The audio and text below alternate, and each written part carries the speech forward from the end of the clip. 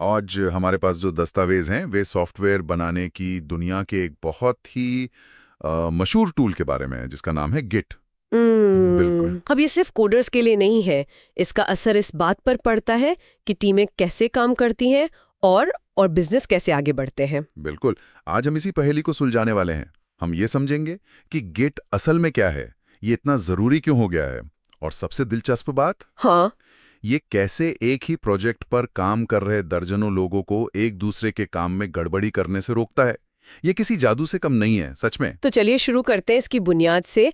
जब हम version control कहते हैं तो मतलब क्या है इसका, और गिट इस खेल में बाकियों से अलग कैसे है? मैंने सुना है कि इसे बनाने वाले वही हैं जिन्होंने लिनक्स बनाया था, लाइनस टॉरवाल्ड्स। हाँ, और ये कोई इत्तेफाक नहीं है। लाइनस को लिनक्स कर्नल पर काम करे हजारों डेवलपर्स को संभालने के लिए एक बेहतर टूल की जरूरत थी। अच्छा। पुराने सिस्टम्स जैसे एसवीएन एक सेंट्रल सर्वर पर निर्भर थे। सोचिए, एक बड़ी सी लाइब्रेरी जिसमें सिर्फ एक ही मास्टर कॉपी है। ठीक है। अगर आपको कुछ बदलना है तो आपको उस कॉपी को चेकआउट करना होगा, और जब तक आप उसे वापस नहीं करते कोई और उस पर काम नहीं कर सकता। और अगर वो सेंट्रल सर्वर डाउन हो गया तो सब कुछ रुक जाता था, काम ठप। मतलब सारा काम एक ही जगह पर अटक सकता था। तो गिट ने इसे कैसे बदला? गिट ने इस मॉडल को पूरी तरह से पलट दिया है। यह डिस्ट्रीब्यूटेड है, मतलब विकेंद्रीकृत। विकेंद्रीकृत। इसका मतलब है कि जब कोई डेवलपर किसी प्रोजेक्ट पर काम करना शुरू करता है तो वो सिर्फ ताज़ा फाइलें ही नहीं बल्कि पूरे प्रोजेक्ट का इतिहास, हर एक बदलाव की पूरी कॉपी अपने कंप्यूटर पर ले आता है। एक मिनट, मतलब हर डेवलपर के पास अपनी एक पूरी लाइब्रेरी होती है? बिल्कुल सही, पूरी की पूरी लाइब्रेरी। ये तो कमाल है। इसका मतलब है कि अगर मैं हवाई जहाज में हूं या कहीं बिना इंटरनेट के फंसा हुआ हूं तब भी मैं अपना काम कर सकता हूं, हिस्ट्री देख सकता हूं, बदलाव कर सकता हूं। बिल्कुल सही, यही इसकी सबसे बड़ी ताकत है।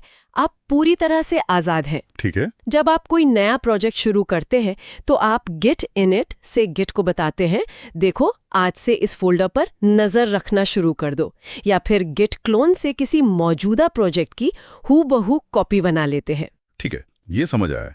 लेकिन इसमें काम को सेव करने का तरीका क्या है? ये किसी वर्ड डॉक्यूमेंट में कंट्रोल एस दबाने जैसा तो नहीं लगता? नहीं, बिल्कुल नहीं। स्रोतों में एक 3 चरणों वाली प्रक्रिया का जिक्र है, ये थोड़ा अजीब लगता है। इसकी क्या जरूरत है? ये पहली बार में थोड़ा अजीब लग सकता है, लेकिन ये बहुत शक्तिशाली है।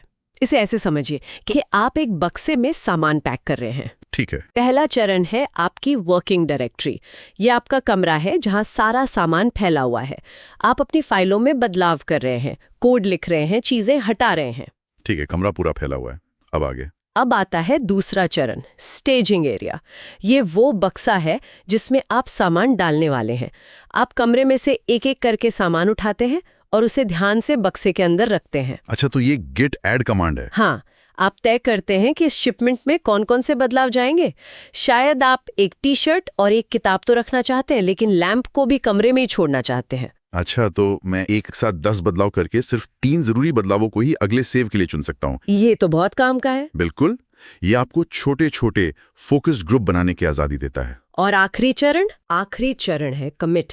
जब आप गिट कमिट करते हैं तो आप उस बक्से को टेप लगाकर सील कर देते हैं, उस पर एक लेबल लगाते हैं कि इसमें क्या है, और उसे हमेशा के लिए अपनी लोकल हिस्ट्री का एक पक्का हिस्सा बना देते हैं। मतलब वो बक्सा पैक हो गया और उसकी एक स्थायी पहचान बन गई है। और अगर मैं भूल जाऊं कि मैंने बक्से में क्या डाला है और कमरे में क्या छोड़ा है, मतलब कौन सी फाइलें स्टेज की हैं और कौन सी नहीं, हाँ, ये होता है। इसका कोई तरीका है? हाँ बिल्कुल, आप बस गिट स्टेटस टाइप करते हैं और गिट आपको एक साफ सुथरी रिपोर्ट दे देता है।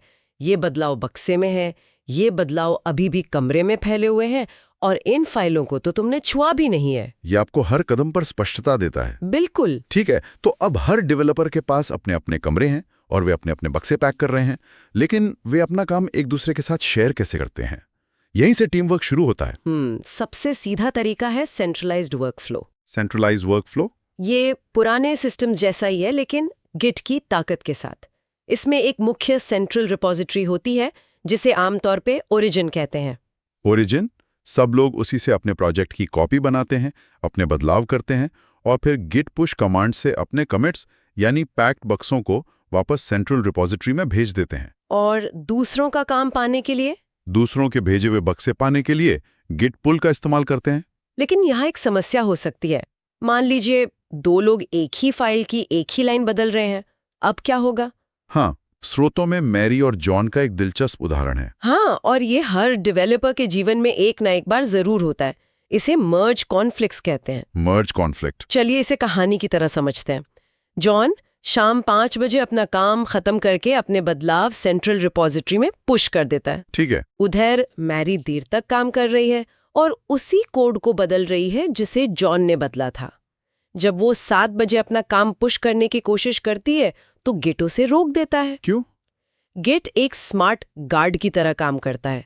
वो कहता है, रुको, जब तुमने सुबह काम शुरू किया था तब से अब तक सेंट्रल रिपोजिटरी बदल चुकी है। जॉन ने कुछ नया डाल दिया है। मतलब हिस्ट्री मैच नहीं हो रही। सही कहा। गिट कहता है, मैं तुम्हारे बदलावों को ऐसे ही नहीं मिला सकती क्योंकि मुझे नहीं पता कि तुम दोनों में से किसका बदलाव रखना है। तो अब मैरी क्या करेगी? मैरी को पहले गिट पुल करके जॉन के बदलावों को अपने कंप्यूटर पर लाना होगा। अच्छा। गिट उसे बताएगा कि देखो, इस फाइल की इस लाइन पर तुम दोनों ने अलग अलग बातें लिखी हैं। अब तुम यानी इंसान ये तय करो कि सही क्या है। तो उसे खुद ही ठीक करना पड़ेगा। हाँ, मैरी दोनों बदलावों को देखती है, शायद जॉन से बात करती है और फिर एक सही वर्जन बनाकर उसे सेव करती है। इसके बाद ही वो अपने काम को पुश कर पाएगी। यह प्रक्रिया सुनिश्चित करती है कि कोई भी काम अनजाने में डिलीट ना हो। बिल्कुल। यह छोटी टीमों के लिए तो ठीक लगता है, लेकिन अगर कोई टीम किसी बहुत बड़े फीचर पर महीनों काम कर रही हो तो क्या वे भी इसी तरह सीधे मेन ब्रांच पर काम करते रहेंगे? ये तो काफी खतरनाक हो सकता है। बिल्कुल खतरनाक। और यहीं से गिट की असली शक्ति सामने आती है, ब्रांचिंग। ब्रांचिंग।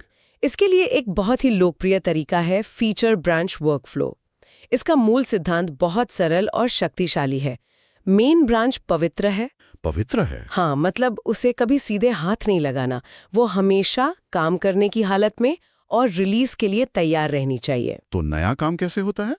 जब भी कोई नया काम शुरू होता है, चाहे वो एक छोटा सा बग फिक्स हो या एक बड़ा नया फीचर, आप मेन ब्रांच से एक नई अलग शाखा मतलब ब्रांच बनाते हैं। जैसे एक पेड़ के तनिए से एक नई डाल निकलती है। क्या बात है, बिल्कुल सही उदाहरण। आप उस डाल पर अपना सारा काम करते हैं, एक्सपेरिमेंट करते हैं, गलतियां करते हैं, सुधारते हैं। इस दौरान मुख्य तना यानी मेन ब्रांच पूरी तरह से सुरक्षित और स्थिर रहता है। और जब उस नई डाल पर काम पूरा हो जाता है तो उसे वापस तने में कैसे मिलाते हैं? मुझे लगता है यहीं पर पुल रिक्वेस्ट्स की भूमिका आती है। सही पकड़ा।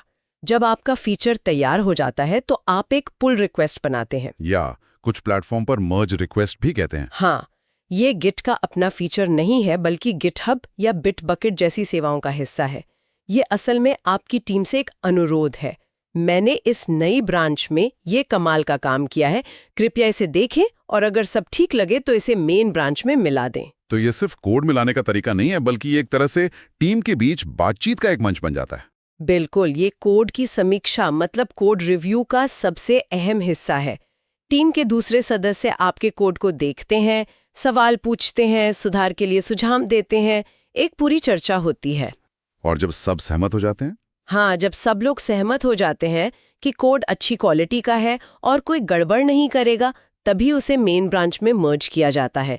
ये क्वालिटी कंट्रोल का एक बेहतरीन तरीका है। ये तो बहुत बढ़िया है, लेकिन स्रोतों में कुछ और जटिल वर्कफ्लो का भी जिक्र है, जैसे गिट फ्लो। जी, ये फीचर ब्रांच वर्कफ्लो से कैसे अलग है? गिट फ्लो एक ज्यादा अनुशासित और कह सकते हैं कि सख्त मॉडल है। सख्त मॉडल? हाँ, सोचिए ये एक ऐसी कंपनी के लिए बनाया गया है जो हर 3 महीने में एक बड़ा प्लान्ड सॉफ्टवेयर रिलीज करती है, जैसे कोई डेस्कटॉप एप्लीकेशन। अच्छा। इसकी संरचना उस धीमी अनुमानित लय को दर्शाती है। इसमें सिर्फ मेन और फीचर ब्रांच ही नहीं, बल्कि डेवलप, रिलीज और हॉटफिक्स जैसी खास ब्रांच भी होती हैं। हर ब्रांच का एक खास मकसद होता है। लेकिन दस्तावेज कहते हैं कि अब ये थोड़ा पुराना माना जाता है। क्यों? क्योंकि बिजनेस की दुनिया बदल गई है। आज की टीमें दिन में 10 बार कोड डिप्लॉय कर सकती हैं। सही बात है। इस तेज रफ्तार वाली दुनिया में गिट फ्लो एक 100 मीटर की दौड़ को कैलेंडर से नापने जैसा लगता है। ये बहुत ज्यादा बोझिल है। तो अब क्या चलन में है? इसीलिए अब ज्यादातर टीमें ट्रंक बेस्ड डेवलपमेंट जैसे सरल मॉडल अपना रही हैं, जो तेजी और फुर्ती के लिए बने हैं।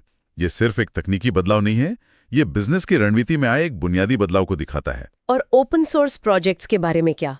जहां हजारों अनजान लोग एक साथ काम कर रहे हैं, वहां तो आप हर किसी को सीधे कोड बदलने की इजाजत नहीं दे सकते। उसके लिए एक बहुत ही शानदार मॉडल है, फोर्किंग वर्कफ्लो। ये सिर्फ एक तकनीकी विकल्प नहीं है, ये एक गवर्नेंस मॉडल है। Governance model? हाँ, एक कंपनी में आप अपने साथियों पर भरोसा करते हैं, लेकिन लिनक्स जैसे बड़े ओपन सोर्स प्रोजेक्ट में आप हजारों अजनबियों को सीधे एक्सेस नहीं दे सकते। तो ये काम कैसे करता है? इसमें हर डेवलपर सेंट्रल रिपोजिटरी की अपनी एक सर्वर साइट कॉपी बनाता है, जिसे फोर्क कहते हैं। फोर्क? ये कहने जैसा है, ठीक है, आप हमारे पूरे प्रोजेक्ट की एक कॉपी ले जाइए, अपनी दुनिया में, अपने स्पेस में जो चाहे बदलाव कीजिए, और फिर अगर आप कुछ शानदार बना लेते हैं तो उसे एक सुझाव के तौर पर, यानी एक पुल रिक्वेस्ट, हमें वापस भेजिए।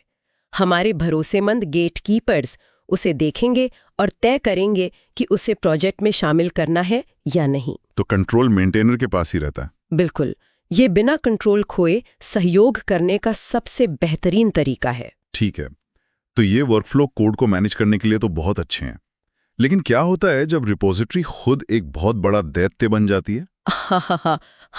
हाँ, ये एक बहुत ही व्यावहारिक समस्या है। मतलब जिसमें सालों का इतिहास और बड़ी बड़ी फाइलें हों? तो उसे क्लोन करने में बहुत समय लग सकता है। तो इसका क्या हल है? इसका समाधान है शैलो क्लोन। आप गिट को कह सकते हैं, मुझे पूरा इतिहास नहीं चाहिए, बस सबसे ताज़ा वर्जन दे दो। अच्छा, सिर्फ लेटेस्ट? हाँ, ये खासकर ऑटोमेटेड बिल्ड सिस्टम्स के लिए बहुत उपयोगी है, जिन्हें पूरे इतिहास की जरूरत नहीं होती। और दूसरा कारण? दूसरा कारण है बड़ी बाइनरी फाइलें। गिट टेक्स्ट आधारित कोड को संभालने के लिए बनाया गया है। ये बड़ी बाइनरी फाइलों जैसे हाई रेजोल्यूशन इमेज, वीडियो या ऑडियो फाइलों को संभालने में अच्छा नहीं है। अगर आप इन्हें सीधे रिपोजिटरी में डालते हैं तो वो बहुत जल्दी भारी और धीमी हो जाएगी। तो इसका क्या समाधान है? इसके लिए एक खास टूल बनाया गया है, गिट LFS, यानी large file storage. Git LFS? ये एक बहुत ही चतुर तरीका है। जब आप कोई बड़ी फाइल डालते हैं तो LFS उसे कहीं और एक अलग सर्वर पर अपलोड कर देता है, और रिपोजिटरी में? और आपकी रिपोजिटरी में उसकी जगह एक छोटा सा टेक्स्ट पॉइंटर रख देता है। डेवलपर के लिए ये सब कुछ अपने आप होता है, लेकिन पर्दे के पीछे आपकी रिपोजिटरी हल्की फुल्की बनी रहती है। और आखिरी सवाल जो सबके मन में होता है, अगर कुछ गड़बड़ हो जाए तो क्या गिट में कोई अंडू बटन है? हाँ, अंडू बटन काश होता। गिट में अंडू करना एक बटन दबाने जैसा नहीं है, ये टाइमलाइन मैनेजमेंट जैसा है। Timeline management? हाँ, आपके पास बहुत शक्तिशाली टूल्स हैं, लेकिन उन्हें सावधानी से इस्तेमाल करना होता है। इसके लिए दो मुख्य रणनीतियां हैं जो इस बात पर निर्भर करती हैं कि गलती कहाँ हुई है। पहली रणनीति क्या है?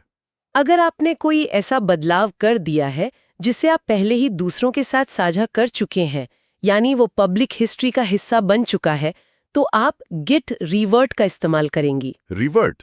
ये एक बहुत ही सुरक्षित तरीका है। यह इतिहास को मिटाता नहीं है, इसके बजाय ये एक नया कमिट बनाता है जो पुराने गलत कमिट के असर को उलट देता है। अच्छा, मतलब एक और बदलाव करके पुराने बदलाव को काटना। बिल्कुल, जैसे आप किसी गलत एंट्री को काटने के बजाय एक नई एंट्री करके उसे ठीक करते हैं। इससे इतिहास साफ रहता है और सबको पता चलता है कि क्या हुआ था। और अगर गलती सिर्फ मेरे लोकल कंप्यूटर पर है और मैंने उसे अभी तक किसी के साथ साझा नहीं किया है, तब आप गिट रीसेट का इस्तेमाल कर सकते हैं।